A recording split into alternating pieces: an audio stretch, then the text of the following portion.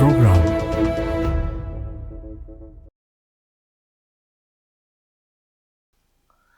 പ്രിയപ്പെട്ടവരെ, നമസ്തേ.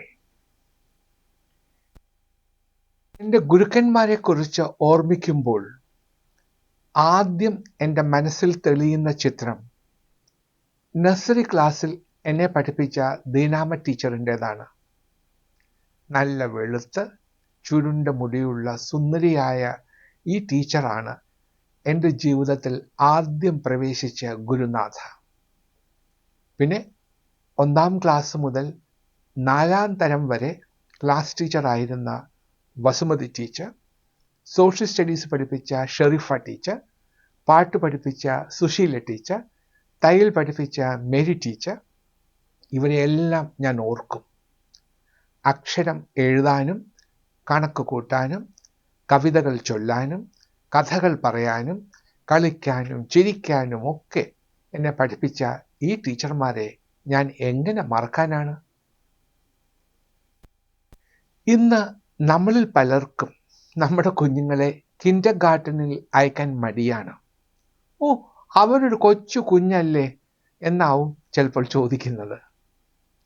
കിൻഡർ ഗാർട്ടനിൽ പോയാലുള്ള പ്രയോജനം എന്തെന്ന് അറിയാത്തവരാണ് അങ്ങനെയൊക്കെ പറയുന്നത്. കിൻഡർ ഗാർട്ടൻ എന്ന് പറഞ്ഞാൽ അതൊരു ജർമ്മൻ വാക്കാണ്. അതിൻ്റെ അർത്ഥം കുട്ടികളുടെ പൂന്തോട്ടം എന്നാണ്. കുട്ടികളുടെ പൂന്തോട്ടത്തിൽ ചെന്ന് മറ്റുള്ളവരോടൊത്തു ചേർന്ന് കളിക്കുമ്പോഴും പഠിക്കുമ്പോഴും കുഞ്ഞുങ്ങളുടെ വ്യക്തിത്വം താനെ രൂപം കൊള്ളും. കാരണം ഇവിടെയാണ് നിർദ്ദേശങ്ങൾ അനുസരിക്കാനും ടീച്ചർമാർ നൽകുന്ന നിർദ്ദേശങ്ങൾ അനുസരിക്കാനും മറ്റുള്ളവരുമൊത്ത് പങ്കിടാനും ഷെയർ ചെയ്യാനും ഒക്കെ അവർ പഠിക്കുന്നത്. ഇതാണ് പ്രൈമറി സ്കൂളിൽ പോകുന്നതിന് മുൻപ് കുഞ്ഞുങ്ങളിൽ ഉണ്ടാകേണ്ട അടിസ്ഥാനം.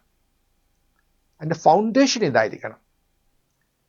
നല്ല അധ്യാപകരുള്ള കിൻഡർ ഗാർട്ടനിൽ കുട്ടികളുടെ നാനാമുഖമായ കഴിവുകൾ മനസ്സിലാക്കി അതിനനുസരിച്ചുള്ള ഒരു പഠനക്രമം ഉണ്ടാക്കും. ഒരു കുട്ടി പഠിക്കണമെങ്കിൽ അവന് വേണ്ടത് എന്തൊക്കെയാ? 1 പരിലാളനയാണ്, കെയറാണ്. 2 സംരക്ഷണമാണ്, സെക്യൂരിറ്റിയാണ്. 3 വയസ്സുള്ള ഒരു കുഞ്ഞ് അച്ഛൻ്റെയും അമ്മയുടെയും അടുക്കൽ നിന്നും മാറി സ്കൂളിലെ ആയമാരും ടീച്ചർമാരുമായി അടുത്ത നല്ല ബന്ധം സ്ഥാപിക്കുന്നു അല്ലേ? അപ്പോൾ വീടിനും പ്രൈമറി സ്കൂളിനും ഇടയ്ക്കുള്ള ഒരു പാലമാണ് nursery school. It's a bridge between home and the primary school. നല്ലൊരു നഴ്സറി സ്കൂൾ ടീച്ചർ കുഞ്ഞുങ്ങളുടെ അഭിരുചി എന്താണെന്ന് മനസ്സിലാക്കി അതിന് ചേരുന്ന കളിപ്പാട്ടങ്ങൾ തിരഞ്ഞെടുക്കാൻ സഹായിക്കുകയും ഷെയർ ചെയ്യാൻ, മറ്റുള്ളവരുമായി ഷെയർ ചെയ്യാൻ പഠിപ്പിക്കുകയും ചെയ്യും. ഭക്ഷണം കഴിക്കുന്നതിന് മുമ്പ് കളിപ്പാട്ടങ്ങളെല്ലാം ഒരു വശത്ത് ഒതുക്കി വെച്ചിട്ട് കൈകൾ കഴുകി ഒരു കുഞ്ഞു മേശയ്ക്ക് ചുറ്റും ഇരിക്കാൻ അവരെ പഠിപ്പിക്കുന്നത് വഴി ഭാവിയിൽ അവർ പാലിക്കേണ്ട ചട്ടങ്ങൾ ഹൃദിസ്ഥമാക്കാൻ അവരെ സഹായിക്കുന്നു. ഭാവിയിലേക്കുള്ള ചവിട്ടുപടിയാണ് ഇത്. 3 വയസ്സിനും 5 വയസ്സിനും ഇടയ്ക്ക് ഒരു കുട്ടിയുടെ വൊക്കാബുലറി 500-ൽ നിന്നും 2500-ആയി വർദ്ധിക്കുമെന്നാണ് പഠനങ്ങൾ പറയുന്നത്. വാക്കുകൾ കൂട്ടിച്ചൊല്ലാനും ചിന്തിക്കാനും ഉപകരിക്കുന്ന ചോദ്യങ്ങൾ ചോദിക്കാനും അവർ പഠിക്കും. ഒരിക്കൽ ഞാൻ എൻ്റെ 3 വയസ്സുകാരി മകളുമൊത്ത് നെല്ലിയാമ്പതിലേക്ക് ഡ്രൈവ് ചെയ്യുമ്പോൾ ഇടതുവശത്തുള്ള മലകളിൽ നിന്നും വെള്ളം ഇങ്ങനെ ചാടുന്നത് കണ്ടിട്ട് അവൾ ചോദിച്ചു, അപ്പാ ഈ മലകൾ എന്തിനാണ് കരയുന്നത്? കുഞ്ഞു മനസ്സിലെ ഭാവന തിരിച്ചറിഞ്ഞ് വലിയ കുട്ടിയായപ്പോൾ അവളെ ഇംഗ്ലീഷ് സാഹിത്യം പഠിപ്പിക്കാൻ അതെന്നെ പ്രേരിപ്പിച്ചു. പിന്നെ ഒരിക്കൽ മറ്റൊരു ചോദ്യം ചോദിച്ചു, റോസാപ്പൂവിൻ്റെ ചുമപ്പ് എന്തേ മുല്ലയ്ക്കില്ലാത്തത്? മറുപടി പറയാൻ എന്നെക്കൊണ്ടായില്ല. കുമാരനാശാൻ്റെ ഒരു കുട്ടി കവിതയിലെ 2 വരികൾ ചൊല്ലിയാണ് അവളെ ഞാൻ ആശ്വസിപ്പിച്ചത്. പൂന്തോട്ടത്തിൽ പറന്നു നടക്കുന്ന പൂമ്പാറ്റകളെ കണ്ടിട്ട് പൂക്കൾ പറക്കുകയാണ് എന്ന് കുഞ്ഞു പറയുമ്പോൾ അമ്മ തിരുത്തി കൊടുക്കും, മോളെ അത് പൂക്കളല്ല, അത് പൂമ്പാറ്റകളാണ്, അതിങ്ങനെ പറന്നു നടക്കും. അപ്പോൾ കുഞ്ഞ് ചോദിക്കുന്നു, എനിക്കെങ്ങനെ പറക്കാൻ കഴിയാത്തത്, എനിക്കും ആ പൂമ്പാറ്റകളോടൊപ്പം പറക്കണം എന്ന് കുഞ്ഞു പറയുമ്പോൾ അമ്മ പറയുന്നുണ്ട്, നാമിങ്ങറിയുവതൽപ്പം എല്ലാം ഓമനേ ദേവസങ്കൽപ്പം. നാമിങ്ങറിയുവതൽപ്പം എല്ലാം ഓമനേ ദേവസങ്കൽപ്പം. ഇങ്ങനെയാണ് അമ്മ അതിനെ ആശ്വസിപ്പിക്കുന്നത്. ഇത് തന്നെ ഞാൻ എൻ്റെ മകളോടും പറഞ്ഞു. അല്ലാതെ ഇതിനെന്താ ശാസ്ത്രീയമായ ഉത്തരമാണ് നൽകേണ്ടത്?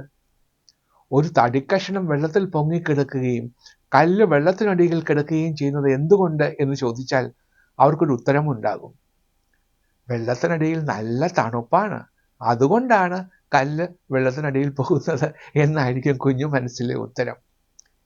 ഈ ചോദ്യങ്ങളിൽ നിന്നും അവരെ മനസ്സിലാക്കാനും ശരിയായ ഉത്തരങ്ങൾ പറഞ്ഞു കൊടുക്കാനും നഴ്സറി ക്ലാസ്സിലെ ടീച്ചർമാരെ കൊണ്ട് കഴിയും.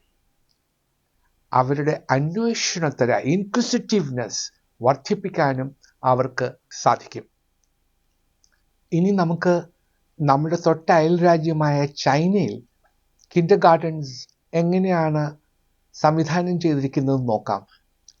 ചൈനയിലാണ് കിൻഡർ ഗാർഡൻസ് ഏറ്റവും ഭംഗിയായി സംഘടിപ്പിച്ചിരിക്കുന്നത്. അവിടെ അവരുടെ രാജ്യത്തിൻ്റെ എഡ്യൂക്കേഷണൽ ഫിലോസഫി, അവരുടെ സാംസ്കാരിക മൂല്യങ്ങൾ ഇതെല്ലാം അടിസ്ഥാനപ്പെടുത്തിയാണ് കിൻഡർ ഗാർഡൻ സംവിധാനം ചെയ്തിരിക്കുന്നത്. ആദ്യം അവർ ചെയ്യുന്നത് കുഞ്ഞുനാൾ മുതലേ തന്നെ അവരെ ലിറ്ററേറ്റ് ആക്കുന്നു. അവരെ എഴുത്തും വായനയും പഠിപ്പിക്കുന്നു. പിന്നെ ന്യൂമറസി, കണക്ക് കൂട്ടാനും കുറയ്ക്കാനും ഒക്കെ പഠിപ്പിക്കുന്നു. പിന്നെ ഇംഗ്ലീഷും പഠിപ്പിക്കുന്നുണ്ട്. അതാണ് ഒന്നാമത്തെ കാര്യം.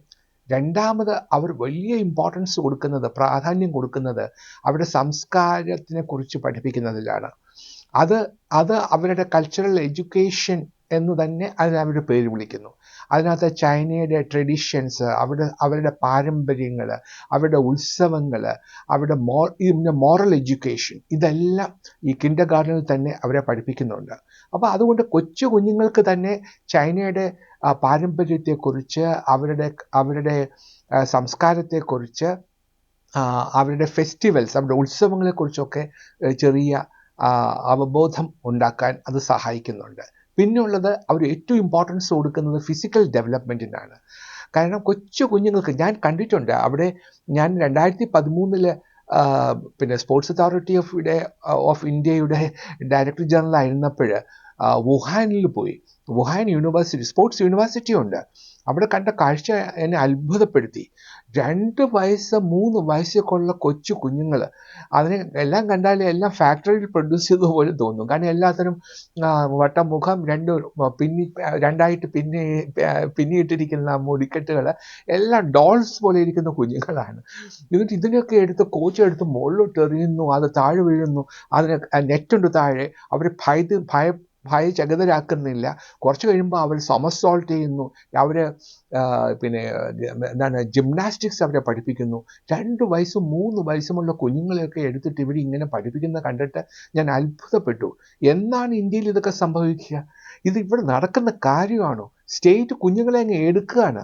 അവർ പറയുന്നു, ഈ കുട്ടിയെ ഞങ്ങൾ ജിംനാസ്റ്റ് ആക്കുന്നു, ഇനി നിങ്ങൾക്ക് വേറെ കുട്ടിയുടെ മേലെ ഒരു അവകാശവുമില്ല. പിന്നെ state is looking after the child, അവരാണ് വലിയ ജിംനാസ്റ്റുകളായിട്ട് മാറുന്നത്. ഇതൊക്കെ എന്നാണ് ഇന്ത്യയിൽ സംഭവിക്കുക? എനിക്കറിഞ്ഞുകൂടാ. അതിനുള്ള സാധ്യത ഞാൻ ഒട്ടും കാണുന്നില്ല. പക്ഷേ അവരുടെ പ്രൈമറി എഡ്യൂക്കേഷൻ, കിൻഡർ ഗാർഡനിൽ തന്നെ അവർക്ക് ഫിസിക്കൽ എഡ്യൂക്കേഷൻ വളരെ പ്രധാനപ്പെട്ട ഒരു കോമ്പണൻറ്റ് ആണ്. അതിനായിട്ടുള്ള കുറേ സ്ട്രക്ചേർഡ് ആയിട്ടുള്ള കുറേ ആക്ടിവിറ്റീസ് ഉണ്ട്.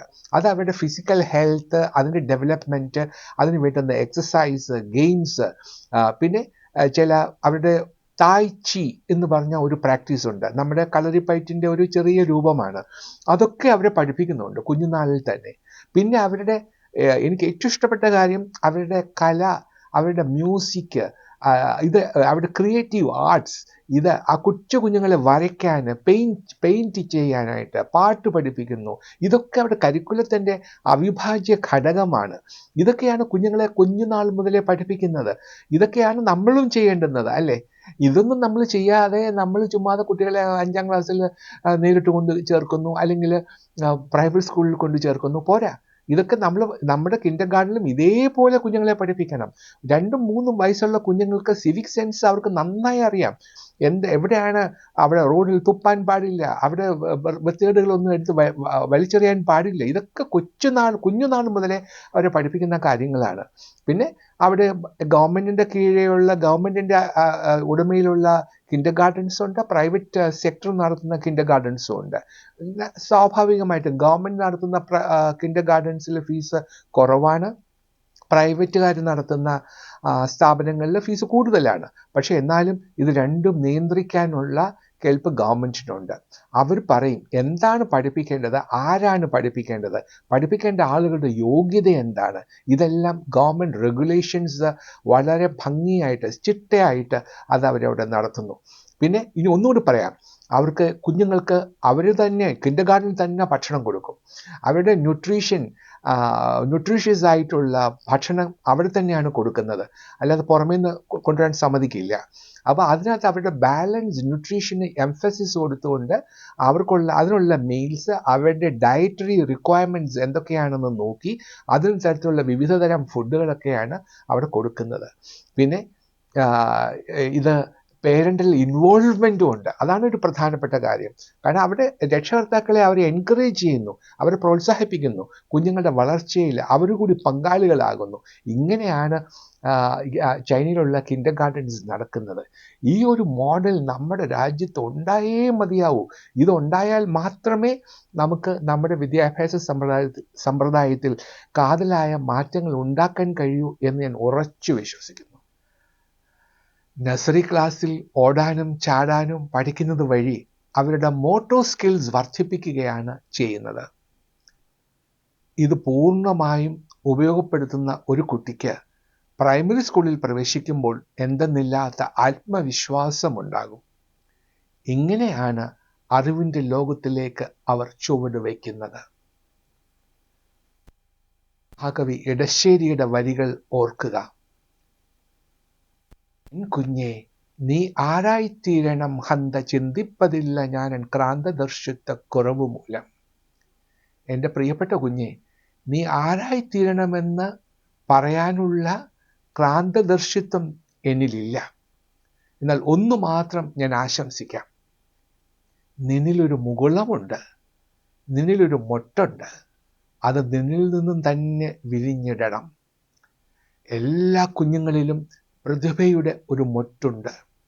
അതിന് വിരിയാൻ വേണ്ട സാഹചര്യമാണ് നഴ്സറി സ്കൂൾ അഥവാ കിൻഡർ ഗാർട്ടൻ പ്രദാനം ചെയ്യുന്നത്. അതുകൊണ്ടാണ് കുഞ്ഞുങ്ങളെ നഴ്സറി ക്ലാസ്സിൽ ചേർത്ത് പഠിപ്പിക്കണമെന്ന് പറയുന്നത്. ഇതാണ് എനിക്ക് ഈ ആഴ്ച നിങ്ങളോട് പങ്കുവയ്ക്കാനുള്ളത്. അടുത്ത ആഴ്ച നമുക്ക് വീണ്ടും കാണാം.